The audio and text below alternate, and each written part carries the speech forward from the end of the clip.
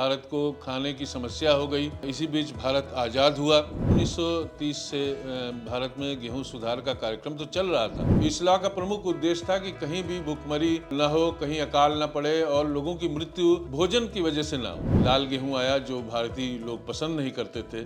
इसके पीछे जो ड्राइविंग फोर्स थे वो डॉक्टर स्वामीनाथन ही थे, जिन्होंने ये निर्णय लिया कि इन बीजों को भारत में ले आया जाए। आप ये जानिए कि जो एक ट्रिगर हुआ ग्रीन रिवॉल्यूशन, वो इस परियोजना के शुरू होने के बाद हुआ। सन 70 आते आते भारत का उत्पादन दुगना हो गया। विंटर गेहूं की अवधि करीब 250 दिन की होती है, जबकि जो स्प्रिंग व्हीट है उसमें करीब 140 से 150 दिन लगता है। अच्छा। तो अगर उसको जो सूर्य की किरणें हैं या जो पीरियड है फोटो का वो सही अनुमान में ना मिले तो उसमें फ्लावरिंग नहीं होती, माने उसमें बालियां नहीं आएंगी। इतिहास में कैसे ग्रीन रिवॉल्यूशन आई, किन किन व्यक्तियों का उसमें योगदान था, और सिर्फ एक प्रोफेसर स्वामीनाथन की बात नहीं है, एक पूरी टीम थी। 4-5 वर्षों से 80 करोड़ परिवारों को जो मुफ्त अनाज दिया जा रहा है, आप इसकी परिकल्पना 1960 के दशक में नहीं कर पाते। आज पाकिस्तान की उत्पादकता भारत से कहीं पीछे। 65 रुपए क्विंटल था। आज जो गेहूं का मूल्य है वो 2425 रुपए क्विंटल है। सोने और गेहूं का दाम करीब करीब बराबर सा था। आज देख लीजिए क्या अंतर है।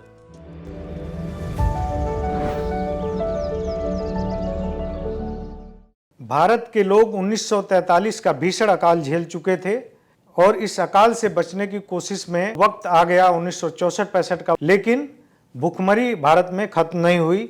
वैज्ञानिक भी प्रयास कर रहे थे, किसान भी प्रयास कर रहे थे, सरकार भी प्रयास कर रही थी, लेकिन सफलता नहीं मिल रही थी। 1966 में हम अनाज के लिए इतने मजबूर थे कि अमेरिका से करीब 1 मिलियन टन हमें गेहूं इंपोर्ट करना पड़ा, वो भी भारी राजनीतिक अपमान के बीच। तो ऐसे में भारत सरकार ने ये तय किया कि क्यों नहीं हम खुद कुछ करते हैं, हम इसको उत्पादन बढ़ाने के लिए कोई मिशन मोड पे काम शुरू करते हैं। तब ये हरित क्रांति की शुरुआत हुई और उस हरित क्रांति की कहानी बहुत कम लोग जानते हैं कि कैसे इसकी शुरुआत हुई, क्या क्या हुआ उसमें। उस कहानी पे आज हम बात करेंगे, जो वो सक्सेस स्टोरी है कि अकाल के दौर से आज हम एक्सपोर्टर के दौर में आ गए हैं। हम एक्सपोर्ट कर रहे हैं। तमाम दुनिया के तमाम देश आज हमसे गेहूं लेने के लिए, चावल लेने के लिए लालायित हैं और लाइन में खड़े हैं। तो हम इस पूरी सफलता की यात्रा की बात करेंगे और इस बातचीत करने के लिए हमारे साथ जो हैं आज मशहूर कृषि वैज्ञानिक ज्ञानेंद्र प्रताप सिंह मौजूद हैं। ज्ञानेंद्र प्रताप सिंह का एक परिचय मैं आपको बता दूं कि करीब इन्होंने 65 वैरायटी के गेहूं बनाए हैं। इन्होंने इनकी वैरायटी हैं 65 वैरायटी। और आज जो आप जितना भी गेहूं पैदा हो रहा भारत में, करीब 80% जो पैदावार है, 80% जो उत्पादन है, वो इन्हीं के बनाई हुई वैरायटी से है। तो इससे बड़ा परिचय मुझे नहीं लगता कि हो सकता है कि भारत जो गेहूं में आत्मनिर्भर है उसमें कितना बड़ा डॉक्टर सिंह का अपना योगदान है। डॉक्टर सिंह बनारस से आते हैं और इन्होंने बीएचयू में पढ़ाई की है, फिर कानपुर में एग्रीकल्चर यूनिवर्सिटी में पढ़ाई की है और ये 7 साल तक व्हीट एंड बार्ले जो इंस्टीट्यूट है करनाल में, गेहूं और जौ अनुसंधान केंद्र, उसके निदेशक रहे हैं। और इसके बाद आजकल ये NBPGR जो है उसके डायरेक्टर हैं, नई दिल्ली में हैं। डॉक्टर साहब, आपका बहुत बहुत स्वागत है। और सवाल जवाब की बात मैं कम करूंगा, मैं चाहूँगा कि आप वो कहानी शुरू करें कि कैसे ये हरित क्रांति की शुरुआत हुई थी। एक्चुअल में क्या क्या हुआ, इंदिरा गांधी जी ने क्या किया, लाल बहादुर शास्त्री जी ने क्या किया, इन लोगों का योगदान कभी रेखांकित नहीं होता है। नई पीढ़ी को शायद ही पता हो कि ये पूरी कहानी कैसे चली थी। तो ये हरित क्रांति की शुरुआत कब हुई? 60 के दशक में हुई या उससे पहले हो गई थी? ये पूरा आइडिया कैसे आया कि भारत को कि हमें अपना कुछ करना चाहिए बजाय कि हमें इंपोर्ट करने के? ओम प्रकाश जी, बहुत बहुत धन्यवाद। और सभी लोग जानते हैं कि 1965 के 60 के दशक में भारत में गेहूं की क्रांति, जिसको कालांतर में हरित क्रांति भी कहा गया, उससे सभी लोग वाकिफ हैं। लेकिन उसकी पृष्ठभूमि में जो भी घटनाएं हुई, मुझे लगता है कि बहुत कम लोगों को इसके बारे में जानकारी है। मैं आपको याद दिलाना चाहता हूं कि 1930 के दशक के मध्य में जापान में एक वैज्ञानिक थे डॉक्टर इसुजुका, जिन्होंने एक नोरिन 10 किस्म बनाई थी जो एक बौनी किस्म थी जिसका तना मजबूत था। और ये किस्म जो है कोरिया से आए एक जर्मप्लाज्म दारुमा से बनाई गई थी, जिसको उन्होंने क्रॉस किया था। फुल्स करके एक अमेरिकन वैरायटी थी जो कि सॉफ्ट व्हीट थी, और फिर उसको पुनः क्रॉस किया गया, एक टर्की रेड करके वैरायटी थी अमेरिकन, उसको बना क्रॉस किया, और तब नोरिन 10 की स्थापना हुई। तो इसी नॉरिन बीच 10 जीन था, जी नोरिन 10 एक वैरायटी थी वैरायटी गेहूं की। जिसमें आरएसटी जीन थे जो बौनी किस्म बनाते थे। अच्छा, और नोरिन 10 वैरायटी जापान में काफ़ी प्रचलित हुई। इसी बीच में जो अमेरिका के वाइस प्रेसिडेंट इलेक्ट थे हेनरी वॉलेस, उन्होंने ये निर्णय लिया कि वो मेक्सिको का दौरा करेंगे। और ये हेनरी वॉलेस पूर्व में वहाँ के कृषि मंत्री भी रह चुके थे, और उन्होंने ही पायनियर हाइब्रिड सीड कंपनी का स्थापित की थी। तो अच्छा। जब वो अमेरिका से मेक्सिको जाते हैं, चूँकि मेक्सिको एक मित्र देश था, तो वहाँ भी भारत जैसी ही परिस्थितियाँ करीब करीब थीं। तो अमेरिका चाहता था कि वहाँ पे गेहूं के और अन्य फसलों, मक्का ख़ास तौर से, उसमें सुधार किया जाए और मेक्सिको एक आत्मनिर्भर राष्ट्र बने। तो इस सिलसिले में हेनरी वॉलेस जाते हैं। उसके बाद एक मैक्सिकन एग्रीकल्चर प्रोग्राम की स्थापना होती है वहाँ पे, जिसमें एक यंग वैज्ञानिक, जिनको बाद में लोग नॉर्मन बोरलॉग के नाम से जानते हैं, उनको नियुक्त किया जाता है। इस जो कार्य सीमिट बना। जी सीमिट की स्थापना बाद में हुई। अच्छा, पहले प्रोग्राम चला मैक्सिकन एग्रीकल्चर प्रोग्राम, जिसमें ये यूएस की मदद से, अमेरिका, संयुक्त राज्य अमेरिका की मदद से ये कार्यक्रम शुरू किया गया, जिसमें हेनरी स्टैकमैन और एक और वैज्ञानिक थे, और डॉक्टर बोरलॉग वहाँ पे गए, और वहाँ पे उन्होंने बौनी किस्मों का इजाद नोरिन 10 की सहायता से शुरू किया। तो इसमें करीब एक दशक का वक्त लगा। इसी बीच जैसा आपने सही कहा कि 1943 के आसपास बंगाल में बहुत ही अकाल भयंकर किस्म का पड़ा, जिसमें करीब 40 लाख लोगों की मृत्यु हुई, ऐसा अनुमान है। और इससे देश की परिस्थितियां एकदम विकृत हो गई, बड़ी दिक्कत की स्थिति बन गई, भारत को खाने की समस्या हो गई। इसी बीच भारत आज़ाद हुआ। भारतीय कृषि अनुसंधान संस्थान में गेहूं विकास का कार्यक्रम चल रहा था। एक जरूर मैं अपने दर्शकों को बता देना चाहूँगा कि काफ़ी लोग ये सोचेंगे कि भारत में गेहूं था ही नहीं, भारत में गेहूं था। गेहूं की तमाम किस्में भारत में मौजूद थीं, लेकिन दिक्कत ये थी कि वो टॉल वैरायटी थी, लंबी थी वैरायटी, और वो लंबी वैरायटी होने की वजह से, लंबा तना होने की वजह से वो जल्दी गिर जाते थे, उसमें ज़्यादा पैदावार नहीं हो पाती थी। इसीलिए हमें डॉर्फ वैरायटी की ज़रूरत पड़ी। और वो डॉर्फ वैरायटी जो डॉक्टर साहब बता रहे हैं कि पहले जापान से उसका जीन कहाँ आया, अमेरिका में आया, जापान से अमेरिका उसका जीन आया, अमेरिका से मैक्सिको गया, मैक्सिको से भारत आया। जी। पूरी ये जीन की यात्रा है, और तब हम जा कर के आज जो भारत इतना बड़ा उत्पादक है गेहूं का, वो इसीलिए बन पाया क्योंकि ये जीन की यात्रा ऐसे ऐसे हुई। उसकी कहानी डॉक्टर साहब बता रहे हैं। तो मैं जैसा कहा कि 1930 से भारत में गेहूं सुधार का कार्यक्रम तो चल रहा था, और कालांतर में डॉक्टर बीपी पाल साहब, जो भारतीय कृषि अनुसंधान परिषद के महानिदेशक बने पहले, और भारतीय कृषि पहले महानिदेशक थे बीपी पाल, पहले महानिदेशक थे। अच्छा। और भारतीय कृषि अनुसंधान संस्थान के निदेशक भी रह चुके थे। अच्छा। वो एक बहुत ही उत्कृष्ट किस्म के गेहूं के प्रजनक थे, और उन्होंने एनपी सीरीज नाम की किस्मों का मतलब डेवलपमेंट किया, जिसमें कई किस्में बहुत ही अच्छी थी क्वालिटी के उद्देश्य, गुणवत्ता के उद्देश्य लिहाज से। लेकिन जैसा आपने कहा कि तना कमज़ोर था, लंबा था, पौधे लंबे थे, और उनका जो एक उर्वरक जो थे हमारे ऑर्गेनिक फर्टिलाइजर, उनका रिस्पांस बहुत ख़राब था। अगर ज़्यादा नाइट्रोजन दे दिया तो वो गिर जाते थे, और उत्पादकता काफ़ी कम थी। आज़ादी के समय जो भारत का उत्पादन था वो करीब 5-6 मिलियन टन के आसपास था गेहूं का, और उत्पादकता 600 किलो के आसपास थी। तो आप अंदाज़ा लगा सकते हैं एक हेक्टेयर में 600 किलो बस। जी, तो क्या परिस्थितियां रही होंगी। तो एनपी सीरीज की जो किस्में थी उनको अंतर्राष्ट्रीय स्तर पे मतलब रिकॉग्नाइज भी किया गया क्वालिटी के लिए, जो पाल साहब ने बनाई थी। परंतु जो रिक्वायरमेंट थी देश की उस वक़्त, कि जो हमारी पॉपुलेशन थी वो बढ़ रही थी और इतना अनाज हम उत्पादन नहीं कर पा रहे थे। तो अमेरिका में एक लॉ पास हुआ जिसको पब्लिक लॉ 480 के नाम से जाना जाता है, बड़ा फेमस है वो। जो PL 480, जिसके माध्यम से भारत में इस लॉ का प्रमुख उद्देश्य था कि कहीं भी भुखमरी न हो, कहीं अकाल न पड़े और लोगों की मृत्यु भोजन की वजह से ना हो। तो उस सिलसिले में भारत में गेहूं भेजा जाने लगा और जैसा आपने कहा था कि उसमें हर किस्म का गेहूं आया, लाल गेहूं आया जो भारतीय लोग पसंद नहीं करते थे। इसी बीच में 1963 में के 60 के दशक के शुरुआत में डॉक्टर स्वामीनाथन साहब, जो हरित क्रांति के जनक भी जाने जाते हैं भारत में, उन्होंने ये निर्णय लिया कि जो मेक्सिको में 3-4 वेराइटीज़ थी जो काफ़ी वहाँ पे उत्पादन को 2-3 गुना कर दिया था उन्होंने उस जो दौरान में। अमेरिका ने मैक्सिको की भूखमरी खत्म करने के लिए जी, वहाँ पे भिजवाए थे। तो उसमें सोनोरा 63, सोनोरा 64, मेयो 64 और लर्मा रोहो नाम की 4 किस्में थी। तो काफ़ी ब्यूरोक्रेसी के वजह से उसके आयात में थोड़ी दिक्कत हो रही थी, लेकिन भारत सरकार ने निर्णय लिया 1964 में कि 1-1 क्विंटल इन किस्मों का बीज जो है भारत में आयात किया जाएगा।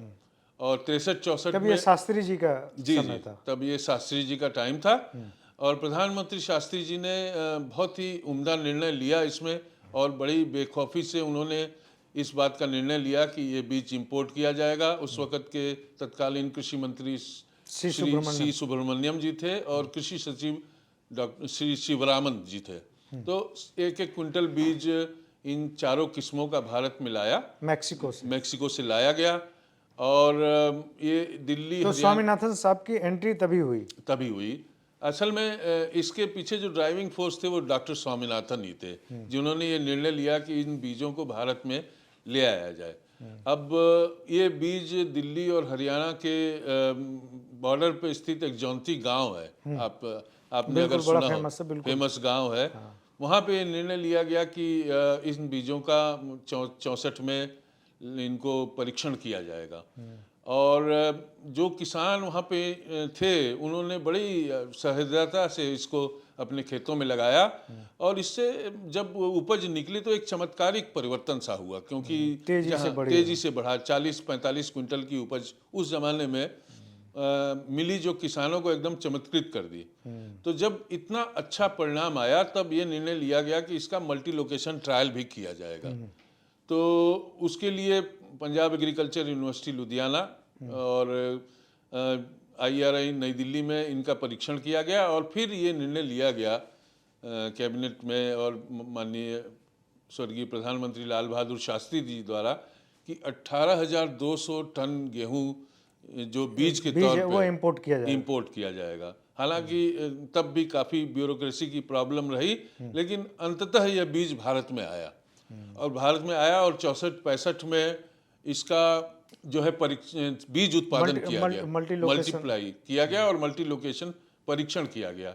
इसी बीच में भारतीय कृषि अनुसंधान परिषद ने एक अखिल भारतीय समन्वित गेहूं सुधार परियोजना जो 1965-66 में शुरू की।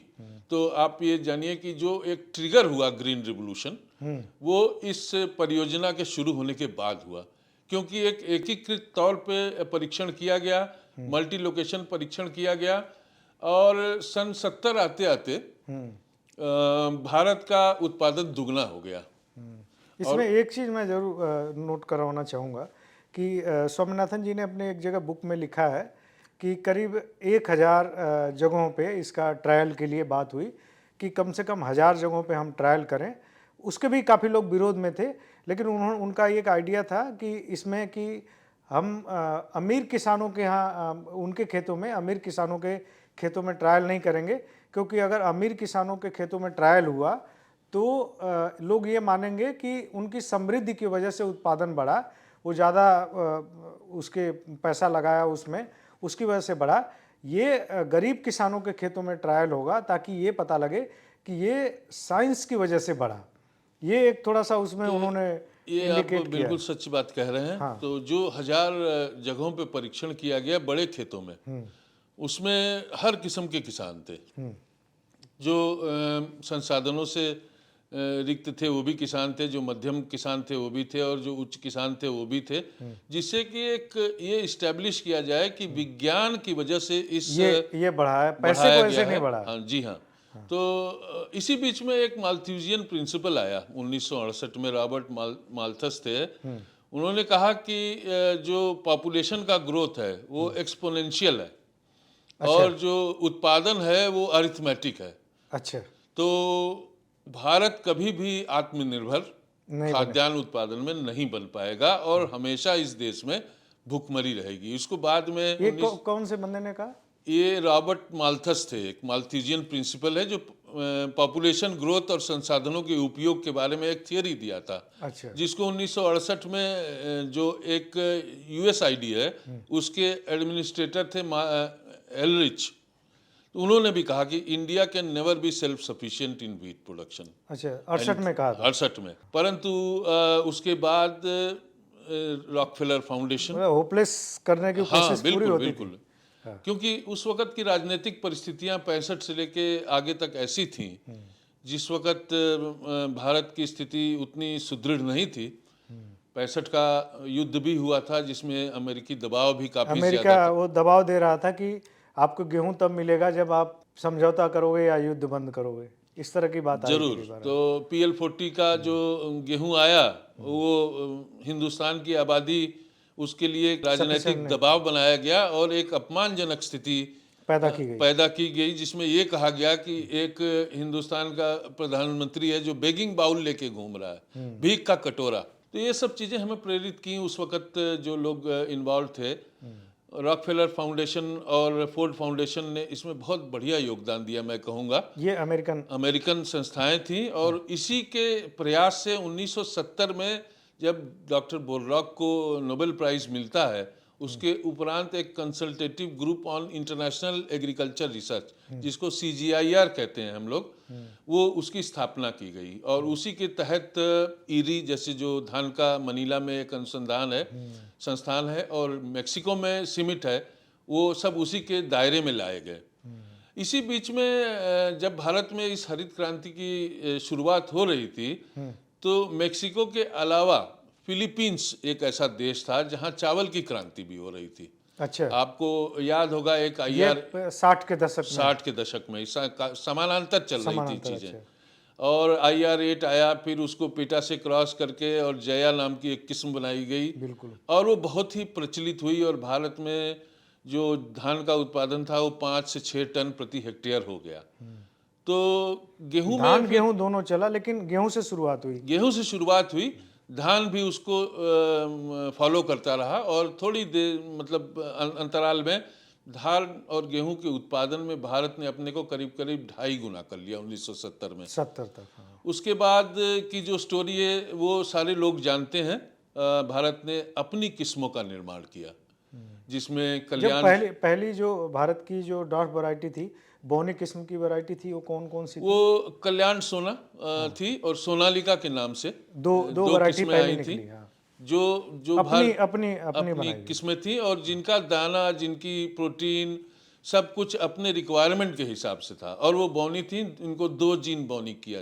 अब आप जब हरित क्रांति की बात करेंगे और उसके इतिहास की चर्चा हम लोग करते हैं, तो हमें ये नहीं भूलना चाहिए कि ये पूरी हरित क्रांति में 3 जीन का बहुत बड़ा योगदान है। 3 जीन। तो ज़्यादातर लोग ऐसा मानते हैं कि बौना करने वाली जीन का ही योगदान है, परंतु मैं यहाँ स्पष्ट करना चाहूँगा कि 3 किस्म की जीन थी। एक तो जीन थी जो बौनी बनाता था पौधे को, जिसमें तना मजबूत होता था। दूसरा जीन था जो उसको फोटो पीरियड इनसेंसिटिविटी कहते थे। इसका क्या काम था? इसमें ऐसा होता है कि गेहूं 2 प्रकार का होता है। एक जो वासंतिक स्प्रिंग गेहूं होता है, और एक विंटर गेहूं होता है। विंटर गेहूं की अवधि करीब 250 दिन की होती है, जबकि जो स्प्रिंग व्हीट है उसमें करीब 140 से 150 दिन लगता है। अच्छा। तो अगर उसको जो सूर्य की किरणें हैं या जो पीरियड है फोटो का, वो सही अनुमान में ना मिले, तो उसमें फ्लावरिंग नहीं होती, माने उसमें बालियां नहीं आएंगी। तो ये जीन सब इनसेंसिटिव किए इस गुण को, जो दुर्गुण था, मैं ऐसा कहूँगा। अच्छा। और साथ ही जो बाली आने की जो प्रक्रिया, मतलब उसको फोटोसिंथेसिस की जो प्रक्रिया है वो उतनी लंबी नहीं चाहिए थी। तो हमारे यहाँ जो नए इतना जीन आए। लंबा जाड़ा नहीं पड़ता है, आपको हाँ, पता है। बिल्कुल, बिल्कुल। हमारे यहाँ जाड़ा जो है सर्दी का मौसम कम होता है, कम होता है। बजाय इसके उन देशों के जहाँ बर्फ पड़ती है, काफ़ी दिनों तक सर्दी रहती है। तो ये हमारे लिए एक महत्वपूर्ण परिवर्तन था। दूसरा वर्नलाइजेशन का जीन था, जिसको उसका क्या काम वीआरएन था? जीन कहते हैं।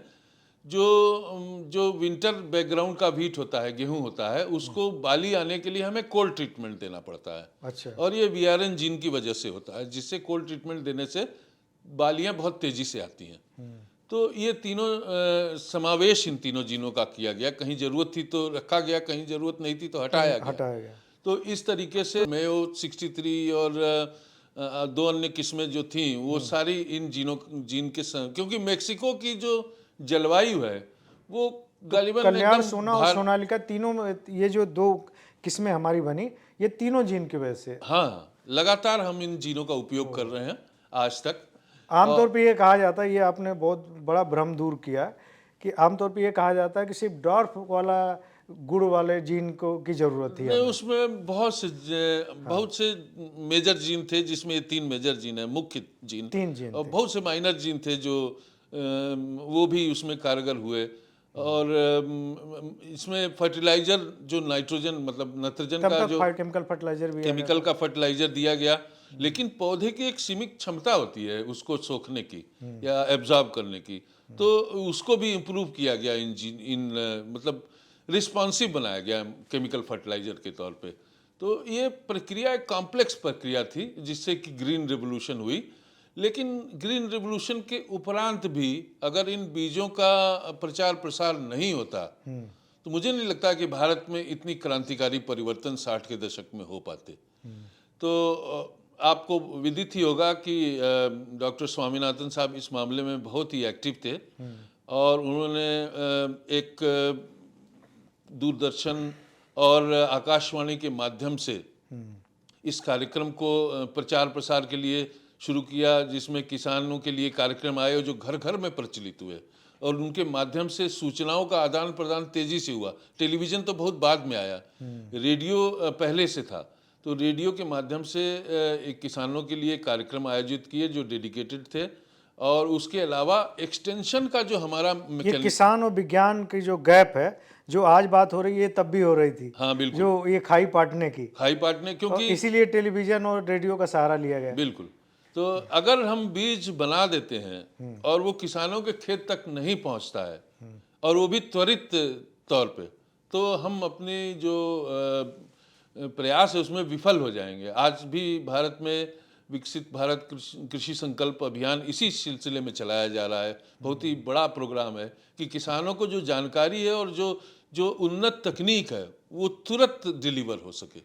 तो कहीं स्वामीनाथन जी ने लिखा है, वो आपको कहानी याद होगी, कि कैसे ये कृषि दर्शन की शुरुआत कैसे हुई बिल्कुल, थी। कृषि दर्शन इंदिरा जी से उन्होंने मुलाकात की थी, उन्होंने और विक्रम साराभाई ने। और जब प्रधानमंत्री से उन्होंने तत्कालीन प्रधानमंत्री से मुलाकात की, इंदिरा गांधी जी से, और उसमें डॉक्टर विक्रम साराभाई भी थे, तो ये एक आइडिया, नया विचार आया कि कृषि दर्शन कार्यक्रम के माध्यम से और जो रेडियो का कार्यक्रम उसके माध्यम से किसानों को हम लोग प्रशिक्षित करें, उनको जानकारी दें, उनको से सूचनाओं का आदान प्रदान करें, जिससे उनको तुरंत अवेयर किया जा सके। ये 1967 से चल रहा कृषि दर्शन। बिल्कुल। और उसके बहुत सारे लोगों को नहीं पता होगा कि ये कितनी पुरानी कहानी है और कैसे इंदिरा जी ने इसकी शुरुआत की डीडी पे। अभी जो जनरेशन खेती किसानी में लगी है, मेरे ख्याल से वो बदली हुई जनरेशन है।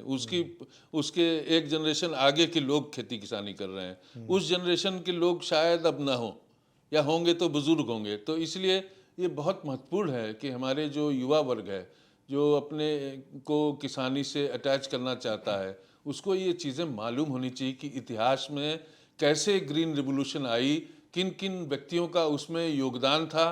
और सिर्फ एक प्रोफेसर स्वामीनाथन की बात नहीं है, एक पूरी टीम थी जिसमें डॉक्टर वीएस माथुर नाम के गेहूं के कोहली साहब भी कोई थे, एसपी कोहली जी थे, डॉक्टर एमवी राव थे, ये तमाम लोग इन्वॉल्व थे। कैसे भारतीय, उससे पहले बीपी पाल साहब तो आज़ादी के पहले से काम कर रहे थे गेहूं पे और फ्लावर्स पे। लेकिन उसके बाद ये तमाम लोग जो थे जिन्होंने अखिल भारतीय समन्वित गेहूं सुधार परियोजना की स्थापना की, कैसे हमारा कोऑर्डिनेटेड इवैल्यूएशन, मतलब उसको कैसे हम इवैल्यूएट किए और कैसे वैरायटी के रिलीज का सिस्टम यहाँ पे डिजाइन किया गया कि 3 साल का परीक्षण होगा।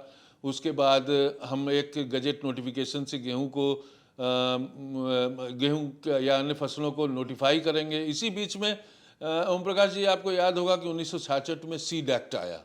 सीड एक्ट में भारतीय सीड एक्ट 1967 जो संसद से पास किया गया, उसमें तमाम प्रावधान किए गए थे। सीड एक्ट पहली बार तब बना था। हाँ, तब बना था 1966। उसी हरित क्रांति के ही दौर ये में बना सारे जो बदलाव हुए, जो कानून में बदलाव हुआ, जो व्यवस्था में बदलाव हुआ, वो इसीलिए किया गया कि ग्रीन रिवोल्यूशन, हरित क्रांति जिसको हम लोग कहते हैं। उसी वक्त एमएसपी वाला भी आया। एमएसपी जो 22 फसलों में, जिसमें मिनिमम सपोर्ट प्राइस सबसे पहला गेहूं का, हाँ गेहूं का, और उसके बाद धान में आया, मक्के में आया, बाजरे में आया, ज्वार में आया और अन्य फसलों में आया।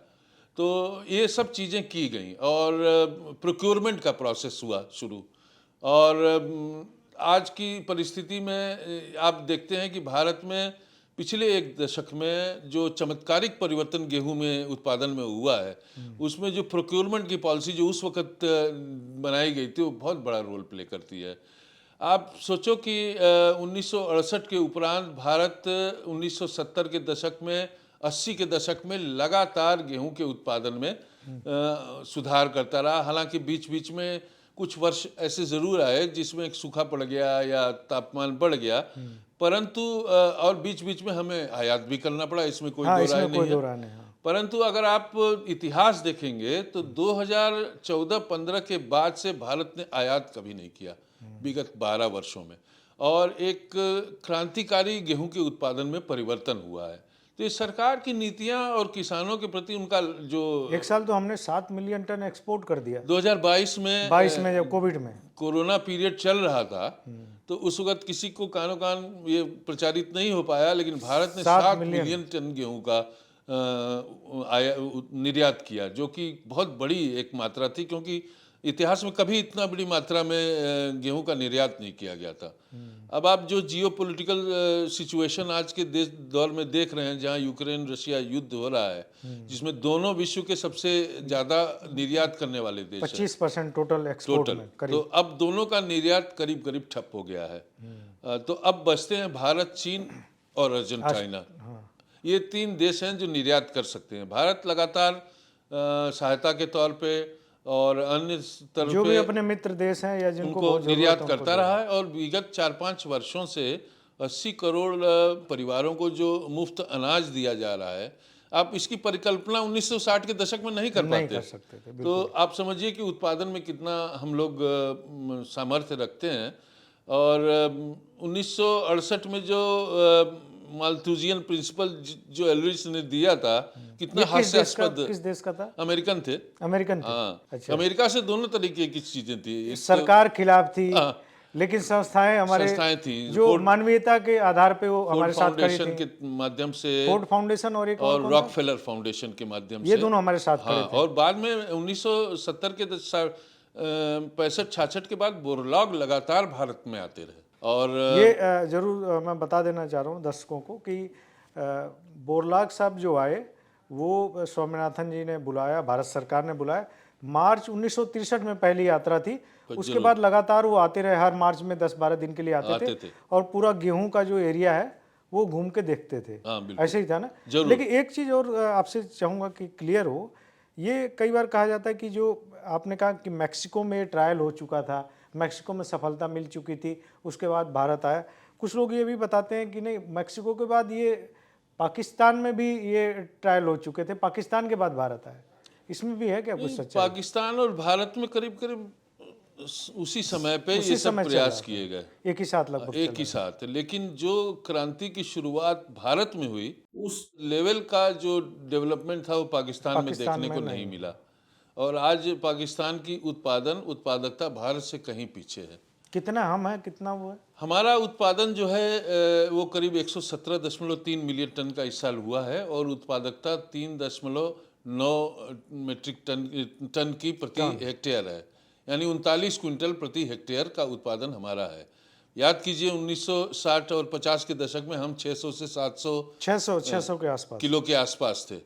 तो आज हम कहाँ पहुंच गए? पाकिस्तान में अभी यानी करीब 6 टन से हम 40 टन पे पहुंचे हैं। हाँ, तो उत्पादन में भी क्रांतिकारी परिवर्तन हुआ। पाकिस्तान में कितना है? पाकिस्तान में उत्पादन 3.1 या 2 के आसपास अच्छा, होगा। हमसे पीछे काफ़ी हैं। पीछे हैं और उनके यहाँ तमाम तरीके की समस्याएं हैं। भारत का जो गेहूं का क्रांति या हरित क्रांति हुआ, उसमें सबसे महत्वपूर्ण भूमिका जो थी वो भारतीय कृषि अनुसंधान परिषद के माध्यम से जो एक अखिल भारतीय समन्वित सुधार परियोजना थी उसकी वीट परियोजना, मक्के की परियोजना, धान की परियोजना। आज बहुत सारी करीब 50-60 इस किस्म की परियोजनाएं हमारी चल रही हैं, परंतु शुरुआत मक्के और गेहूं से ही हुई थी। तो ये एक प्रमुख निर्णय था। उसी दरमियान कृषि विश्वविद्यालयों का गठन भी सरकार ने किया, क्योंकि अगर आपको कृषि में वैज्ञानिकों की जरूरत है तो आपको एक ट्रेन मैन पावर प्रोड्यूस करने वाला ह्यूमन रिसोर्स चाहिए। तो गोविंद बल्लभ पंत कृषि विश्वविद्यालय की स्थापना हुई 1960 में के आसपास। फिर आज की डेट में 75 कृषि विश्वविद्यालय हैं और एक पूरा इंफ्रास्ट्रक्चर है जो कृषि वैज्ञानिकों को ट्रेन करता है, ह्यूमन रिसोर्स डेवलपमेंट का प्रोग्राम करता है। तो ये संक्षिप्त में आप समझिए कि अच्छा, आज डॉक्टर साहब क्या जैसे बहुत सारे देश अफ्रीकन देश अभी भुखमरी के शिकार हैं, हमारे साइंटिस्ट भी जाते रहते हैं, तो क्या हम लोग भी मानवीयता के आधार पे उनको जीन कोई उपलब्ध कराते हैं अगर वो लोग मांगते हैं?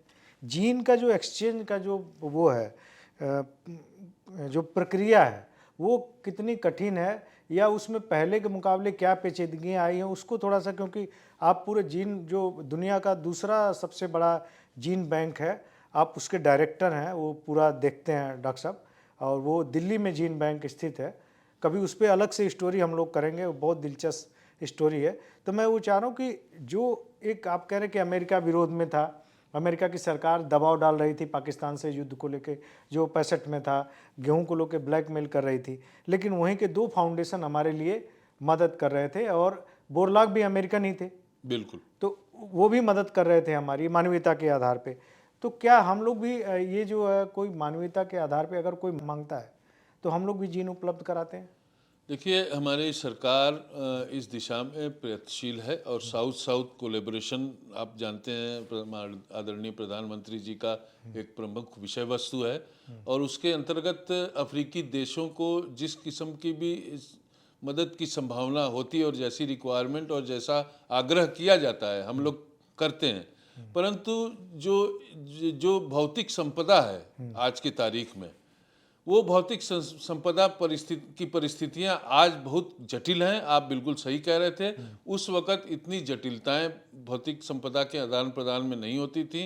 आज हमारे पास बहुत से लॉ हैं, जैसे हमारे देश में ही एक protection of plant varieties of farmers right का लॉ है जो संसद से पास किया गया। एक बायोडाइवर्सिटी लॉ है जिसका अमेंडमेंट भी अभी हाल में 2024 में किया गया। उसके अलावा अंतर्राष्ट्रीय स्तर पे एक international treaty for plant genetic resource for food and agriculture, ये 2005 से लागू है। तो इसमें जितने सिग्नेटरी देश हैं उसमें कितने देश हैं इसमें? करीब सारे देश हैं, 190 के आसपास देश इसमें सिग्नेटरी हैं, लेकिन उसमें जो फसलें हैं वो बहुत कम है। सिर्फ 64 फसलें हैं जिसमें भौतिक संपदा का आदान प्रदान हो सकता है।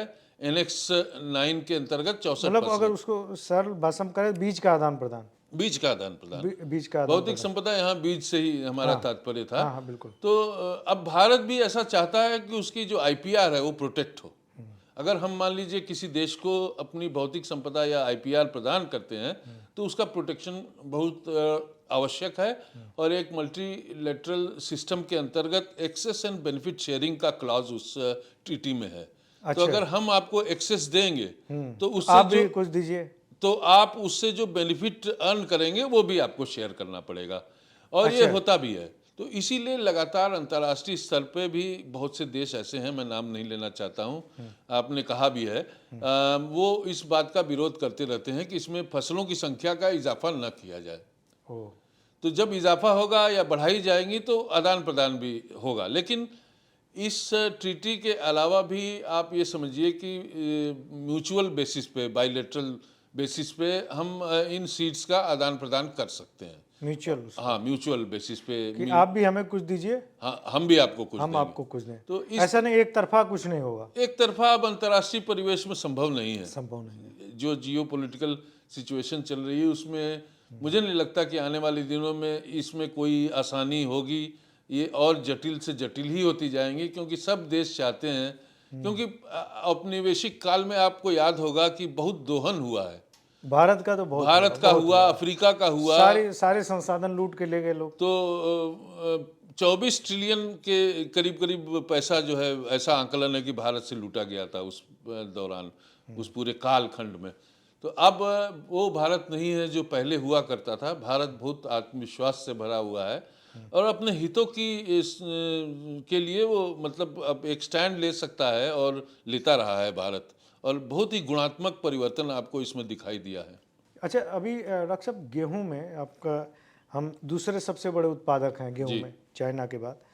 गेहूं में इस वक्त की सबसे बड़ी समस्या क्या है, और वो उसके लिए भी कोई जीन वगैरह खोज रहे हैं? क्योंकि आप चूँकि इस वाले फील्ड से जुड़े हुए हैं लंबे समय तक, 7 साल आप वहाँ रहे हैं गेहूँ अनुसंधान केंद्र में, तो अभी सबसे बड़ी समस्या भारत के सामने क्या है? देखिए, जब भारत अपना उत्पादन उतना नहीं बढ़ा पाया था 70-80 के दशक में, 80 के दशक तक आते आते ऐसा महसूस होने लगा था कि एक ईल्ड लेवल में प्लेटो हो गया है। मतलब उस परिप्रेक्ष्य में उतना उत्पादन नहीं बढ़ पा रहा था जितना पहले बढ़ा। क्योंकि एक लेवल के बाद प्रोसेस स्लो डाउन हो जाता है। तो फिर ये महसूस किया जाने लगा कि कुछ ऐसा करें कि जिससे कि भारत अपनी बढ़ती हुई जनसंख्या का पेट भर के आत्मनिर्भर बन सके। तो उसमें कई परियोजना का कई समस्याएं थी, जिसमें जलवायु परिवर्तन बहुत गंभीर समस्या थी। उसके अलावा विभिन्न किस्म के रोग, कीट वगैरह आ रहे थे, और एक किसानों को जो प्राइस रियलाइजेशन होना चाहिए था वो प्राइस नहीं मिल रहा था। तो उसमें बहुत से सुधार किए गए थे। और जब हरित क्रांति की शुरुआत हुई थी तब लगभग कितने रुपए क्विंटल था? 65 रुपये क्विंटल था। आज जो गेहूं का मूल्य है वो 2425 रुपये क्विंटल है। और ये 68 के आसपास जब एमएसपी की शुरुआत हुई तब ये 65 रुपये क्विंटल था। और अगर पिछले दशक तो का उस प्रोपोर्शन में तो नहीं बढ़ा, उस प्रोपोर्शन में और चीजें बढ़ी हैं। पहले सोने और गेहूं का दाम करीब करीब बराबर सा था, आज देख लीजिए क्या अंतर है। तो किसान बार बार यही कहता है कि हमको प्राइस का रियलाइजेशन नहीं हो पाता है।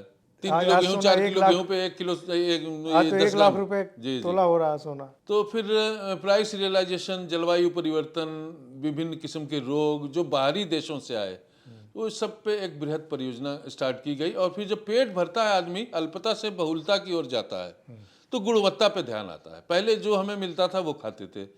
जब हमारा पहले था कि पेट भरेंगे, पेट भरा, और उस जब अल्पता थी, शॉर्टेज था, और जब सरप्लस हुआ तो क्वालिटी की डिमांड आई। तो आज के डेट में आप देखेंगे जो यंग जनरेशन है सारी व्हीट के प्रोसेस प्रोडक्ट खाती है। पास्ता खाएगी, नूडल खाएगी, या साउथ में आप देखिए विभिन्न किस्म के व्यंजनों में गेहूं का ही इस्तेमाल किया जाता है, जिसमें सूजी वगैरह है। तो वो प्राइस रियलाइजेशन उसको प्रोसेस करके अच्छी तरीके से पा सकते हैं। अब 90 के दशक में और 2000 जो नई इसमें आए, तब हमने ऐसा महसूस किया कि जलवायु परिवर्तित तो हो रही है लेकिन इतना तेजी से नहीं हो रही। लेकिन 2010 के बाद या 15 के बाद जो जलवायु परिवर्तन का जो स्पीड था, अब देखिए हिमाचल में क्या परिस्थितियां बनी हुई हैं। जगह जगह क्लाउड बर्स्ट हो रहा है, बाढ़ आ रही है, फ्लैश फ्लड आ रहा है, या कहीं बहुत सूखा पड़ गया, या अच्छी वर्षा हुई लेकिन 2 वर्षा के मध्य में काफ़ी गैप आ गया। तो भारत को इन स्थितियों का सामना करना है अगर, तो उसको अपना जो गेहूं का या धान का या अन्य सभी फसलों का उत्पादन और प्रजनन इस किस्म से करना है कि जितनी भी किस्में आएंगी वो एक तो जलवायु परिवर्तन से लड़ने वाली हो, सहनशील होनी चाहिए। और मैं उदाहरण देखिए, जल्दी हीट फरवरी में हीट वेव शुरू हो गया।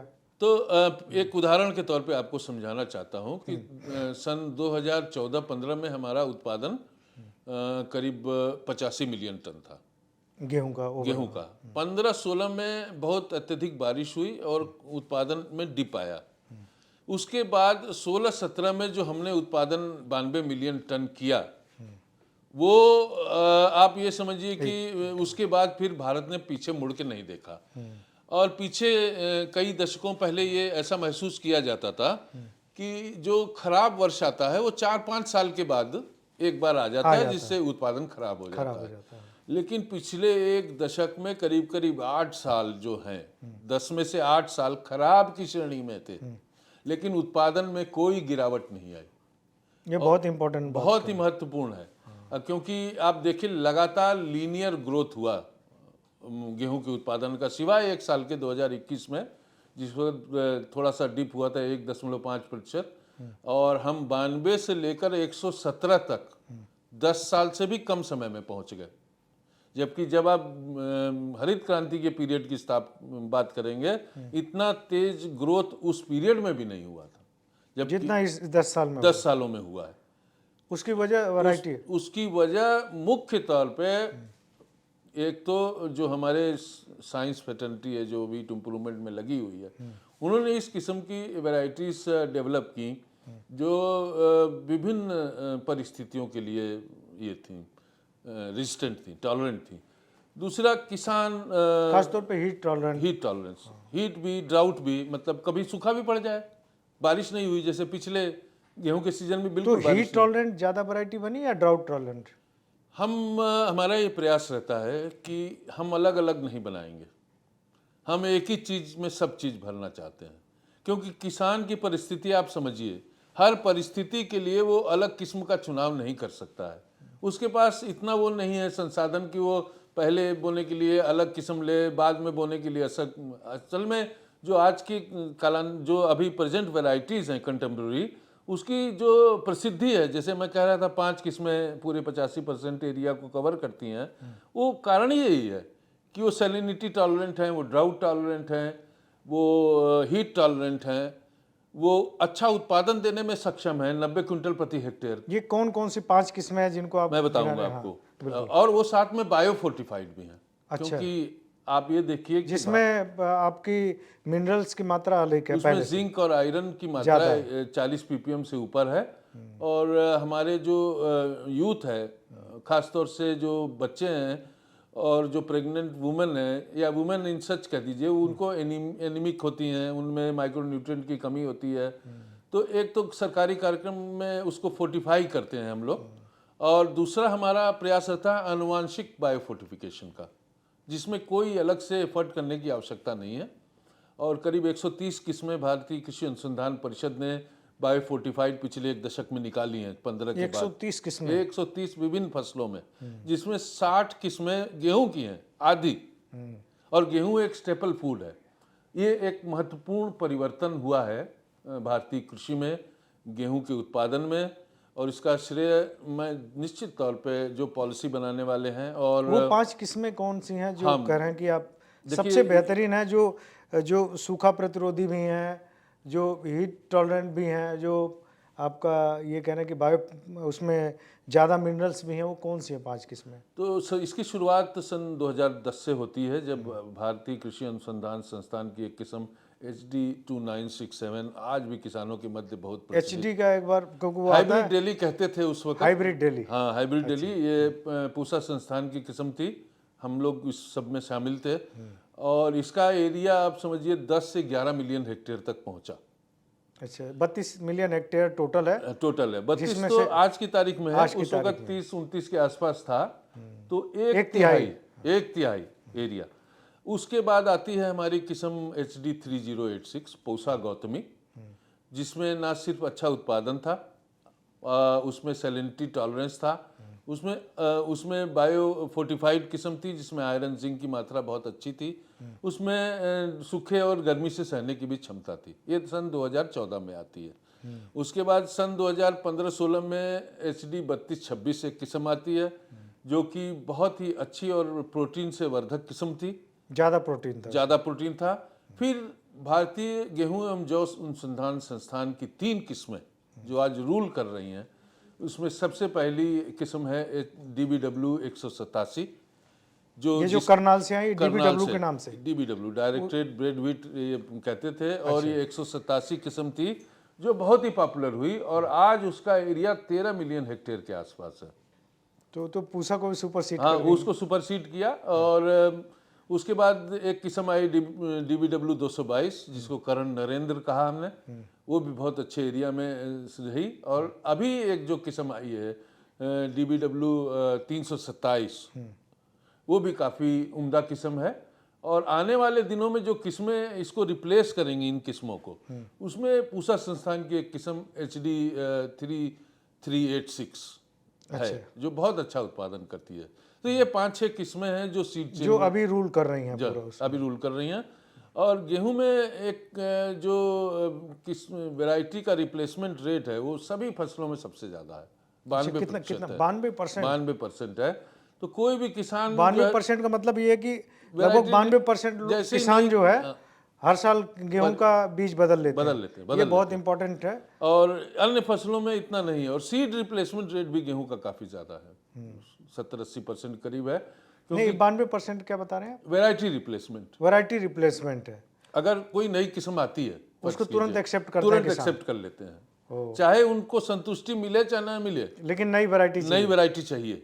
और किसानों का डिमांड इतना ज़्यादा है कि मैं करनाल में जब संस्थान में निदेशक था, तो बीज वितरण दिवस के मौके पे कई दफ़े मुझे पुलिस बुलानी पड़ती थी कानून और व्यवस्था संभालने के लिए। तो ये है एक प्रचलन का उनका एक उन्माद ही कहेंगे हम।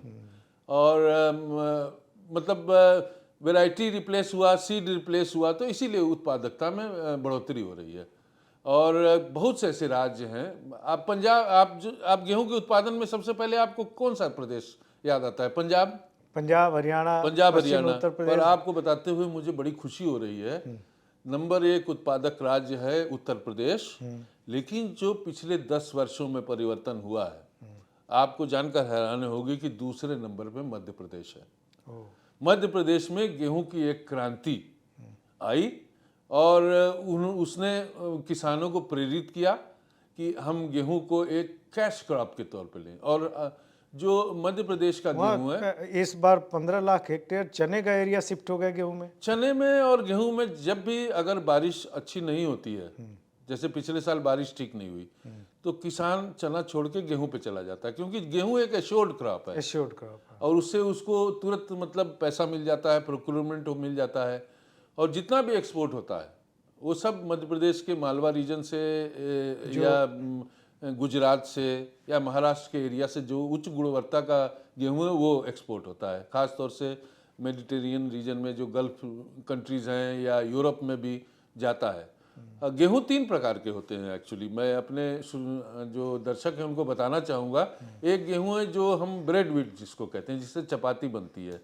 दूसरा गेहूं है जिसको खपली कहते हैं, जो पास्ता, सूजी, सेवई वगैरह बनाने के काम आता है। और तीसरा एक डाइकोकम व्हीट है, जो औषधीय गुण जिसमें बहुत ज़्यादा है। उसका एरिया बहुत कम है मध्य प्रदेश, महाराष्ट्र। उसको क्या बोलते हैं? उसको डाइकोकम एक स्पीशीज़ है। लोकल भाषा में भी कुछ कहते हैं, मुझे भी ध्यान नहीं आ रहा है। लेकिन वो डायबिटिक, क्योंकि उसमें फाइबर और माइक्रोन्यूट्रिएंट की संख्या बहुत ज़्यादा होती है, मात्रा ज़्यादा होती है। तो उसको इस्तेमाल करके लोग डायबिटीज़ कंट्रोल में, जैसे कहीं जौ नहीं मिला तो डाइकोकम का आटा का चपाती खाते हैं। लेकिन इन सब में अंतर यही है कि जो ब्रेड व्हीट है जिसकी चपाती हम लोग खाते हैं, उसमें एक खास तौर का प्रोटीन होता है जिसको ग्लूटेन कहते हैं हम लोग, जो कि ना तो खपली में होता है ना डाइकोकम में होता है। तो उसकी रोटियां, जैसे हमारी जौ की रोटी बनती है, आप ग्रामीण परिवेश में रहें, आप जानते हैं कि बना के रखिए और अगर फोल्ड कीजिए तो टूट जाती है बीच में। ये टूटती इसीलिए है कि इसमें एक लचीलापन जो ग्लूटेन प्रोवाइड करता है वो कम नहीं होता है, बिल्कुल ही नहीं होता है। अच्छा, तो ये खास बात है गेहूं की। और ग्लूटेन जो होता है एक संवर्धित प्रोटीन है, और इसके बारे में भी तमाम, लेकिन वही मैं पूछने जा रहा था कि जैसे चावल को लेकर के बड़ा मिथ है, ऐसे ही कि उससे शुगर हो जाता है। मैंने डॉक्टर अशोक कुमार सिंह साहब से भी पूछा था। ग्लूटेन को भी एक विलेन के रूप में वो देखा जाता है कि ये बड़ा विलेन है पेट के लिए, ख़ासतौर पे आंत के लिए। लोग बताते हैं कि ये तो इसकी वजह से आटा चिपक जाता है आंत में। तो उसको एक ब्रीडर के तौर पे आप कैसे देखते हैं कि आप कह रहे हैं कि बड़ा परिष्कृत तौर उसका है? देखिए गेहूं हम लोग खाते ही इसलिए हैं कि ग्लूटेन उसमें चाहिए हमें, और वो विशेष प्रोटीन है। और जो ये एक मिथ्या प्रचार मैं कहूँगा इसको, और एक वेस्टर्न लॉबी है जो भारत के गेहूं के उत्पादन और उसके निर्यात को डिस्टेबलाइज करना चाहती है, उसने ये फैला रखा है कि ग्लूटेन एलर्जी होती है। और भारतीय जनमानस जो है 150 करोड़ के आसपास हम लोग हैं, जिसके 0.5 से लेके 8% लोगों में ऐसी शिकायत हो सकती है। और इसको हम सीलियाक डिजीज के लिए सीलियाक डिजीज के नाम एम्स इस पे रिसर्च भी कर रहा है। एम्स और भारतीय कृषि अनुसंधान संस्थान के माध्यम से इस पर रिसर्च हो रहा है।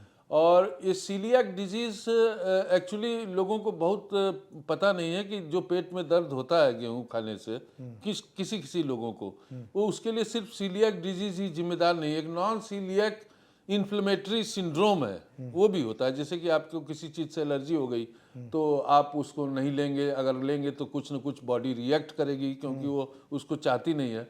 मगर 150 करोड़ लोगों का 0.5 से 8%, आप अंदाजा लगाइए कितने मामूली से लोग हैं। और आपको गांव में याद होगा कि और हमारे यहाँ एक ट्रेडिशनल नॉलेज है कि गेहूं जब भी आता है और आटा पीसने के लिए जाता है तो हमारे गांव की माताएं बहनें उसको भिगो कर रखती थी, धुलती थी और उसको छाया में सुखाती थी। हाँ, तो ये साफ करने के अलावा एक रीजन ये भी है कि इस एक्ट को थोड़ा कम किया जाए। मतलब भिगोने से उसकी जो परिस्थितियां होती हैं जो होती हैं वो ठीक हो जाती हैं।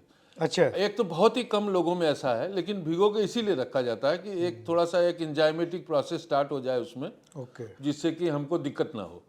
अब हम लोग थैलियों का आटा खाते हैं, उसमें पता नहीं लगता, फैलाना, उसमें पता नहीं लगता कि कहाँ से आया कैसे आया। तो ये एक समस्याएं हैं। और आप बाजार में जाएंगे, किसी भी सुपर स्टोर में जाइए तो ग्लूटेन फ्री नाम से बहुत सी चीजें बेची जाती हैं। मैं उन सभी लोगों से ये सवाल करना चाहता हूं कि ग्लूटेन पाया ही सिर्फ गेहूं में जाता है और किसी में मिलता ही नहीं, तो आप किस बात का ग्लूटेन फ्री बेच रहे हैं? आप चावल का आटा बेच रहे हैं, ज्वार का आटा बेच रहे हैं। अब हमारी जो यंग जनरेशन है, जो अर्बन पॉपुलेशन है, उसको मालूम ही नहीं है कि ग्लूटेन क्या होता है, कहाँ मिलता है और इससे क्या फायदे हैं।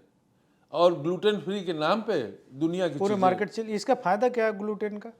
एक संवर्धित प्रोटीन है जो बॉडी बिल्डिंग में बहुत इंपॉर्टेंट, खासतौर से बच्चों में और जवान में। जैसे जो लोग वेजिटेरियन हैं, मान लीजिए वो मांस वगैरह नहीं खाते हैं, मछली नहीं खाते हैं, तो उनके प्रोटीन का सोर्स क्या है? उनके प्रोटीन का सोर्स या तो दाल है और या तो गेहूं है, क्योंकि चावल में तो इतना प्रोटीन होता नहीं है। एक अच्छा, मतलब अच्छा प्रोटीन है, अच्छा प्रोटीन चावल में 6 से 8% प्रोटीन होता है, जबकि आप ये समझिए कि गेहूं में 13% बेंचमार्क कर रखा है कि इससे कम होगा तो वैरायटी रिलीज नहीं करेंगे हम लोग। अच्छा, ये भी हाँ बिल्कुल। हाल फिलहाल जब सरप्लस होता है तो बहुत सी चीजें करनी पड़ती हैं। 13% का बेंचमार्क है और 13% होगा तो वैरायटी रिलीज होगी, नहीं तो नहीं होगी। तो अगर आप चावल कितना खाएंगे, 25 ग्राम चावल खाते हैं, दाल कितना खाते हैं, 25 ग्राम चावल दाल खा लेंगे एक पति व्यक्ति दिन में, एक बार में। लेकिन रोटी 100 ग्राम तो खाएंगे, 100 ग्राम 150 ग्राम, क्योंकि 3 रोटी 4 रोटी जिसकी जैसी क्षमता उतनी खाता है। और 100 ग्राम का मतलब समझिए कि 13 ग्राम प्रोटीन खा रहे हैं आप। मान लिया कि आपका दालों में 25-30% प्रोटीन है, लेकिन खा तो बहुत सीमित मात्रा में रहे हैं, थोड़ा सा। तो जो प्रोटीन का सप्लीमेंटेशन हो रहा है, लोगों को भ्रम है कि वो दाल से हो रहा है, वो गेहूं से हो रहा है। तो ये एक महत्वपूर्ण चीज है। और अगर हम गेहूं नहीं खाएंगे तो हमको प्रोटीन डिफिशिएंट हो जाएंगे, हमारी बॉडी कमजोर हो जाएगी। अगर हम वेजिटेरियन है तो, नॉन वेजिटेरियन के पास कई ऑप्शन है, लेकिन वेजिटेरियन है और ज़्यादातर लोग वेजिटेरियन ही रहते हैं। और अब तो वेस्टर्न कल्चर भी वेगन फूड की बात करता है। तो ये एक महत्वपूर्ण कारण है। तो इस दिशा में गेहूं का जो एक कुपोषण से उबरने के लिए जो गेहूं का योगदान है वो बहुत महत्वपूर्ण। इसीलिए कुपोषण से ही जो हम भुखमरी के दौर में थे, और सबसे पहली जो फसल थी वो गेहूं को भी पकड़ा गया कि गेहूं को लेके आगे बढ़ते हैं, तभी हम इससे निकल पाएंगे। और आज एक चीज़ मैं अपने साथियों को बता दूं कि देखिए कितनी तरक्की, जो डॉक्टर साहब कह रहे हैं कि कितनी तरह की वैरायटी निकली है, कितना इस पर विज्ञान अनुसंधान कितना काम हुआ है। किसान तो कर ही रहे हैं, साथ में जो लैब में काम हो रहा है, जो रिसर्च फार्म में काम हो रहा, वो कितना बड़ा है। आपको एक आंकड़े से मैं समझा देता हूँ, क्योंकि ज़मीन तो भारत में बढ़ नहीं रही है, ज़मीन तो वही की वही है। 140 मिलियन हेक्टेयर में हम खेती करते हैं, उसमें सारी फसलें बटी हुई हैं, सबसे ज़्यादा धान की खेती हो रही है, उसके बाद गेहूं का कई नंबर आता है। तो 1966 में जो हमारी प्रोडक्टिविटी थी वो अगर आज उतनी ही होती तो हमें 100 मिलियन हेक्टेयर ज़मीन की ज़रूरत होती। बिल्कुल डॉक्टर साहब मैं गलत कर रहा बिल्कुल हूँ? सही कह रहे हैं आप, बिल्कुल सत्य है। और आज हमें उतना गेहूं पूरा आत्मनिर्भर भी हैं, एक्सपोर्ट भी कर रहे हैं। हम गेहूं सिर्फ 32 मिलियन हेक्टेयर में हम पैदा कर रहे हैं, क्योंकि इसमें साइंस का इन्वॉल्वमेंट ज़्यादा है। हमने तरक्की उसमें सीड बनाने में और टेक्नोलॉजी में तरक्की की है। वरना अगर उसी दौर में होते हम, उतनी प्रोडक्टिविटी होती जो 600 किलो के आसपास प्रति हेक्टेयर थी 66 में, वो हमें 100 मिलियन हेक्टेयर ज़मीन की ज़रूरत पड़ती। आज हम 32 मिलियन हेक्टेयर पे हैं। अगर हमको उस उत्पादन को प्राप्त करना होता तो 100 से भी ज़्यादा का शायद जरूरत पड़ता, क्योंकि उस गेहूं में तो सब कीट पतंगे तमाम तरह की व्याधियां थी ना। तो अगर या तो आप केमिकल का प्रभाव छिड़काव करो तो जहरीला होता है। तो लेकिन हम आने वाले समय में जो भारतीय कृषि अनुसंधान परिषद और मंत्रालय की ये सोच है, और माननीय मंत्री जी ने भी कई दफ़े इस बात का जिक्र किया और प्रधानमंत्री जी ने भी कहा है कि हमको 5 मिलियन हेक्टेयर इसमें ज़मीन कम करनी है। अच्छा, प्लस माइनस 5 मिलियन 5 हेक्टेयर कम करना है माइनस 5 प्लस 10, ये सीधा फार्मूला है कि -5 हेक्टेयर करो, 10 हेक्टेयर 10 मिलियन टन बढ़ा। बढ़ाओ, जिससे कि जो जमीन सरप्लस बचेगी उसको हॉर्टिकल्चर क्रॉप्स में, पल्सेस में, ऑयल सीड ये आप में लोगों को टारगेट मिला है, साइंस टारगेट है। पूरे और ये बिरादरी को। बहुत महत्वपूर्ण टारगेट है, क्योंकि आप रेडियो में भी सुनता हूँ, आप भी सुनते ही होंगे अवश्य। एक प्रधानमंत्री जी का अनुरोध बार बार रेडियो पे आ रहा है कि आप अपने जो ऑयल का ऑयल कंजम्पशन है, सीड का, उस ऑयल का जो हम तेल जो हम खाते हैं उसमें 10% की कटौती करें टू स्टे फिट, हम स्वस्थ रहने के लिए। तो वो एक बहुत महत्वपूर्ण संदेश है। उसी तरह गेहूं में हमारा ये प्रयास है कि हम इसको 25 मिलियन हेक्टेयर तक स्टेबलाइज कर दें और प्रोडक्शन बढ़ा दें 10 प्रोडक्शन मिलियन हम टन, ले जाएं 140 तक, 140 मिलियन। 40 तक, तो ये सब तो और ये उससे सब वैरायटी से संभव हो पाए, हो वैरायटी बिल्कुल से ही संभव हो संभव जाएगा। और हमको टारगेट 2040 का मिला है इसके लिए, लेकिन हमें पूरी उम्मीद है। मैं आपको आज इस कार्यक्रम के माध्यम से ऑन रिकॉर्ड कहना चाहता हूँ कि ये टारगेट हम 2030-32 तक अवश्य प्राप्त कर लेंगे, पहले ही प्राप्त कर। पहले प्राप्त करेंगे। 100 मिलियन टन का टारगेट हमने 2020 में प्राप्त करना था, हमने 2018 में ही प्राप्त कर लिया। 100 मिलियन का 2020 का टारगेट था। तो अब आप देखिए कि जो हमारा इसीलिए मुझे बहुत हंसी आती है उन लोगों पे जो माल्थीजियन प्रिंसिपल जी बताते थे कि जिन्होंने दिया भारत था कि भारत कभी कभी नहीं हो सकता। अच्छा, गेहूं हमारे देश की फसल नहीं थी, इसका सेंटर ऑफ ओरिजिन यहाँ नहीं था, लेकिन जितना गेहूं प्रचलित कहाँ की है फसल? गेहूं जो है वो ये भी जिसका जरा जान ओरिजिन लेते हैं। हुआ, उसका ओरिजिन हुआ था एक फर्टाइल क्रिसेंट कहते हैं मिडिल ईस्ट में, जो लेबनान, टर्की और सीरिया का एक ट्रायंगल बनता है, जो पुराने ज़माने में जिसे मेसोपोटामिया कहते थे। अच्छा, ये मेसोपोटामिया की सभ्यता से आया हाँ, है। सभ्यता। लेकिन हड़प्पा कालीन जो खुदाई हुई थी उसमें भी गेहूं का बीज मिला था। तो भारत में बहुत पहले आ गया था, करीब 2500 साल से भी ज़्यादा पहले आ गया था भारत में। और एक गेहूं जो नेटिव है भारत का ही, जिसको ट्रिटिकम स्फेरोकोकम कहते हैं, बंस सोना मोती गेहूं जिसको कहते हैं, या पुरंदरी गेहूं कहते हैं, सोना मोती गेहूं हाँ, बड़ा जो स्फेरोकाकम है, जो भारत का नेटिव है, लेकिन अब बहुत कम एरिया में इसका है अभी उसका। है हिमाचल में है और जगहों पे है, लेकिन उसकी गुणवत्ता बहुत ज़्यादा अच्छी थी। हमारी क्या उसकी कोशिश, खासियत? उसमें प्रोटीन बहुत था, उसमें आयरन, हालांकि अब तो हमारी किस्मों में बहुत ज़्यादा प्रोटीन हो रहा है, लेकिन उसको इस्तेमाल करके हमने ये ट्रांसफ़र किया है उसके जीन को, उसके जीन को, उसके गुणों को ट्रांसफर किया। उसकी चपाती की क्वालिटी बहुत अच्छी थी। और भारत को गेहूं का सेकेंडरी सेंटर ऑफ ओरिजिन कहते हैं। अब ओरिजिन नहीं हुआ, लेकिन उसका फैलाव और फिर बाद में जो विकास की गाथा है वो भारत में ही लिखी गई। अच्छा, ये आया उधर से मेसोपोटामिया की सभ्यता से, लेबनान वगैरह से। हाँ, लेबनान से। अच्छा, लेकिन इसका उत्थान जो हुआ वो भारत में हुआ। तो आप जाएंगे हिमाचल के पहाड़ी क्षेत्रों में, दुर्गम क्षेत्रों में, आपको इसके कई प्रकार के रिलेटिव मिल जाएंगे, जिसको वाइल्ड रिलेटिव कहते हैं, जो गेहूं के क्या कह सकते हैं उसको, जो पेरेंटल लाइंस थी या जिनसे प्रोजिनेट होके गेहूं अभी वर्तमान समय में बना है। क्योंकि ये बड़ा कॉम्प्लेक्स प्रोसेस था और नेचुरल इवोल्यूशन से गेहूं जो आज की तारीख में है वो बना है। ये हेक्साप्लॉइड कहते हैं, इसमें 3 जीनोम है, 3 अलग अलग प्रजातियों के संस्करण से ये गेहूं आज की डेट में बना है।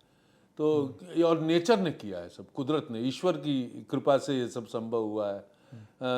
इंसान ने भी कोशिश की थी ऐसी सिंथेसाइज करने की। एक सिमिट में डॉक्टर मुजीब काजी थे, वो कहते थे कि हम बनाएंगे जैसा गेहूं आज की तारीख में है, लेकिन वो बना नहीं पाए। कब की बात है? ये अभी सिमिट में 10 वर्षों पूर्व, 10 या 15 वर्ष पूर्व, जिसको सिंथेटिक वीट कहते थे। अच्छा। कि उसी तरह सिंथेसाइज करूंगा जैसे नेचर ने किया था, लेकिन उसके और इनके और मुजीब काजी साहब सिंथेटिक बन नहीं पाया।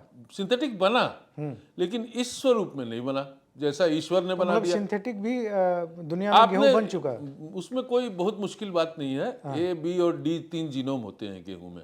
अच्छा। तो पहले ए और बी को क्रॉस करके फिर इस दोनों के सम्मिलित क्रॉस को डी जीनोम से क्रॉस करते हैं। लेकिन जो प्रक्रिया है एक नेचुरल इवोल्यूशन की, जो जिसको करने में हजारों वर्ष लगते हैं, इंसान 10 वर्षों में उसको नहीं कर सकता।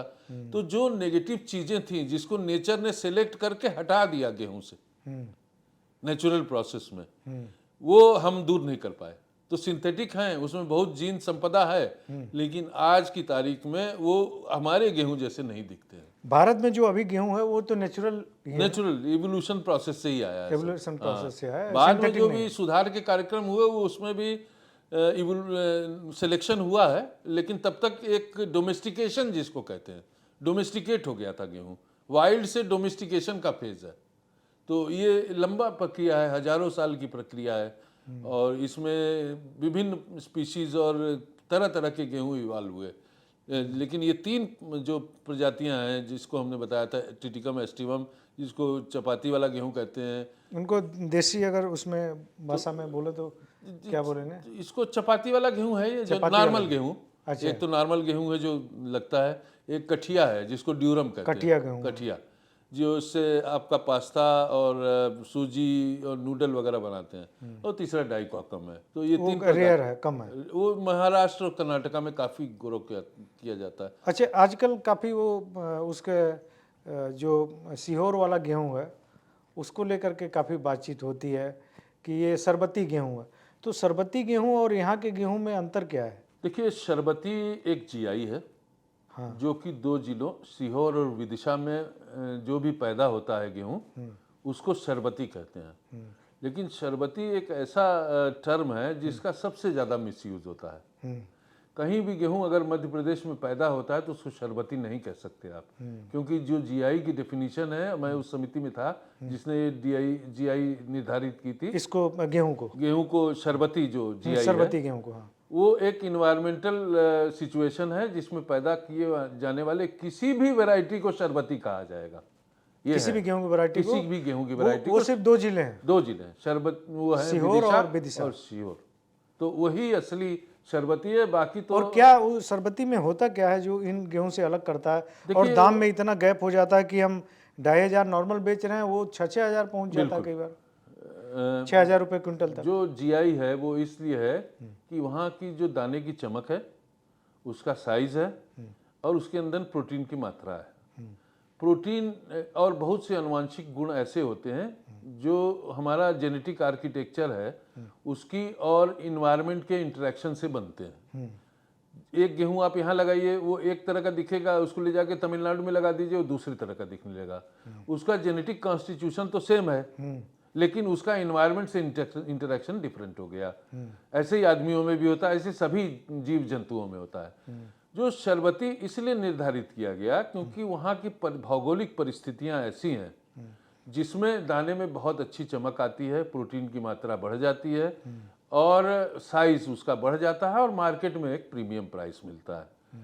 तो इसलिए उसको शरबती की, जैसे आप सोचिए कि एक लंगड़ा है, आम की वैरायटी लंगड़ा बनारस में पाई जाती है। मैं इसलिए कह रहा हूँ कि मैं बनारस से हूँ, इसलिए वहीं का एक उदाहरण दूंगा। अब जो लंगड़ा बनारस में पैदा होता है और जो लंगड़ा दिल्ली के मार्केट में सहारनपुर से आता है, दोनों के स्वाद, क्वालिटी से साइज सब में अंतर होता है। हालांकि उसके जेनेटिक कंपोजिशन में कोई कोई अंतर नहीं है। तो इसीलिए अब इस चीज इसीलिए जीआई बनाया गया। जीआई बनाया गया। बनारसी साड़ी है या लंगड़ा है या अल्फांसो है, अल्फांसो है, हर, या आपका मलिहाबाद का दशहरी है, या रायगढ़ का केसर है, हाँ जो भी बिल्कुल, या काला नमक चावल है काला जो नमक, जो उत्तर हमारे प्रदेश के, मेरे क्षेत्र में, हाँ 13 जिलों में लगता है, या बासमती के विभिन्न क्षेत्र हैं जिनको जीआई दिया गया है। तो अब बात यह है कि ट्रेड होता है, तो ट्रेड में लोगों को मिसयूज करना है। तो वो कोई भी गेहूं को अगर आप शरबती बना के देंगे तो अब पूरे मध्य प्रदेश का गेहूं शरबती नहीं होगा, नहीं होगा, पूरे यूपी का चावल काला नमक नहीं होगा। बिल्कुल। तो अब आजकल 40-50 साल पहले से आज में बहुत परिवर्तन यह है कि बाइंग कैपेसिटी हमारा बढ़ गया है। हम खरीदते हैं, अपने भोजन पे खर्च करते हैं, हमारे पॉकेट में पैसा है, तो हम खरीद सकते हैं बेहतर गुणवत्ता का खाद्य पदार्थ। तो लोगों को मूर्ख बनाने का इससे आसान सिचुएशन तो हो ही नहीं सकता। तो ये है। अच्छा, एक मैं वो जानना चाहूँगा लास्ट चीज़ आपसे, ये जो पहले जो मैक्सिकन गेहूं आया था भारत में, उसमें लाल होता था, वो लाल चपाती बनती थी। तो ये लाल से गोल्डन कैसे हुआ गेहूं? कौन लोग उसमें इन्वॉल्व थे इसके पूरे प्रोसेस में? वो क्योंकि कम लोगों को पता है कि पहले लाल चपाती लोग खाते थे, नई पीढ़ी को तो शायद ही पता हो। आज भी विश्व में सबसे ज़्यादा उत्पादन लाल गेहूं का होता है, आज भी क्योंकि वही मैक्सिकन है। जो साउथ एशिया को, मैक्सिकन हो, ऑस्ट्रेलियन हो, यूरोपियन हो, सब ज़्यादातर लाल गेहूं, क्योंकि उनको चपाती खानी नहीं है, उनको खाना है ब्रेड और प्रोसेस्ड फूड, जिसमें उसका छिलका जो लाल कलर का होता है वो उतार दिया जाता है। लाल गेहूं, आपको याद होगा नोरिन 10 में भी एक टर्की रेड पेरेंट का इस्तेमाल किया गया था। वो हार्ड होता है। हार्ड व्हीट वो होता है जिससे बढ़िया ब्रेड बनती है और उसमें प्रोटीन की मात्रा ज़्यादा होती है। अब आई बात एम्बर कलर की या गोल्डन की, तो हमारी परिस्थितियां ऐसी रही हैं, जो हमारी सभी लैंड रेस देसी वेराइटीज़ थी वो कोई लाल कलर की नहीं थी, इसलिए हमारा एक प्रेफरेंस हो गया और हम खाते हैं चपाती पूरे आटे की, जिसमें छिलका भी हो, भूसी भी होती है। तो जब आप इस लाल गेहूं का, हालांकि उसमें पौष्टिक गुणों में कोई अंतर नहीं होता है, दोनों में, दोनों ऑलमोस्ट सेम है, लेकिन हमारे पर्सनल प्रेफरेंस जो हिंदुस्तानियों का या पाकिस्तानियों का या बांग्लादेश नेपाल का है, वो एक सफ़ेद रोटी खाने का आदत है, और जैसे ही लाल भूसी मिलती है तो वो उसका कलर मटमैला हो जाता है, जो कि लोग पसंद नहीं करते हैं। सिर्फ इतनी सी बात है, अंतर कोई नहीं है। तो ये कभी वो 60-70 के ही बीच में हो गया था, 1960-70 के? हाँ, उसी दौरान हो गया था। 1947 से पहले भी सारा गेहूं गोल्डन था। PL 480 आने के बाद लाल हो गया, और जब हमारे हाथ में एक अधिकार आ गया कि हम प्रजनक हैं और हम नई किस्मों का विकास सोनालिका करेंगे, और वो जो तो बनाया हमने दाने का कलर बदल दिया। बदला यूं कि जब आप क्रॉस करोगे लाल से, तो लाल भी होगा, भूरा भी होगा, सफ़ेद भी होगा। तो ये सेलेक्ट करते हैं ब्रीडर कि उन्होंने भूरे या गोल्डन कलर को या एम्बर को सेलेक्ट कर लिया।